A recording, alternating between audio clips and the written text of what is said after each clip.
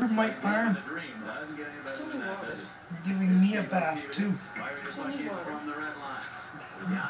Nice play to knock that one down, however, cannot clear. Coburn will keep it in. Bobbing it down a little bit, caught the safety. He gets it and puts it under his I want to remind wings. everybody you can access single game Flyers playoff tickets with a 2011-12 season ticket deposit. Great benefits. Full or partial season ticket package is all you have to do.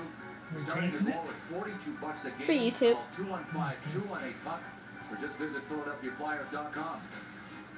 Well, Flyers tried to make a change on that last play, and Mark Johnnette said, I don't think so. Came over there, a little talk with Peter Laviolette. Face off just outside the blue line. Mark Johnnette, Francois Saint Laurent are your referees.